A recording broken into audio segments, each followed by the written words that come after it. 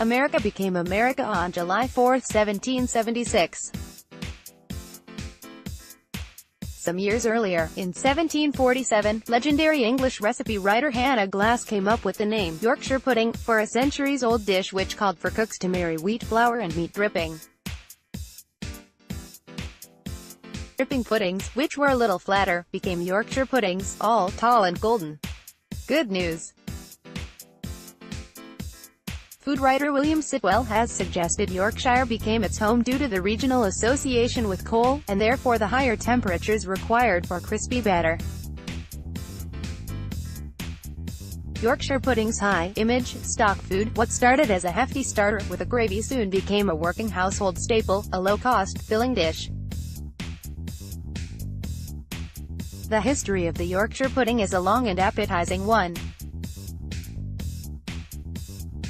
The food is a heavily guarded, patriotic institution, which perhaps explains why Brits are getting upset with an American recipe for a dish called Dutch baby. It's sort of a sweet Yorkshire pudding with a different name. The New York Times posted a new recipe for the dish over the weekend.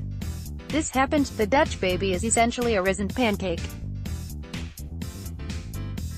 It's thought to have originated in Germany, and is also known as a Bismarck or a Dutch puff.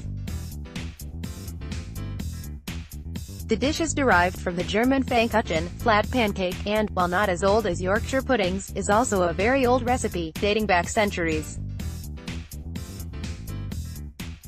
But what's important is the Dutch baby only reached America in the early 1900s, by way of a cafe in Seattle.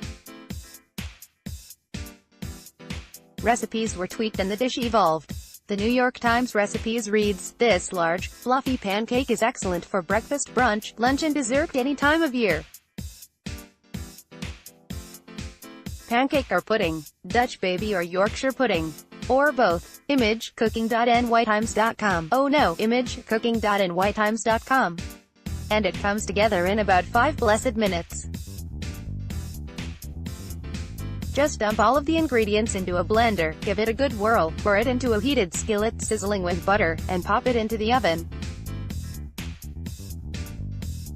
25 minutes later. Bliss. All this begs the question, where does a German pancake end and a Yorkshire pudding begin? It's not simple. Unlike the American puff dogs fiasco, both can be served sweet. Batter lends itself to savory beef and rich sauces just as well as it does to icing, sugar and jam. It's just we Brits take pride over Yorkshire puddings. We had them first, right? So, let's look at some more of the tirade.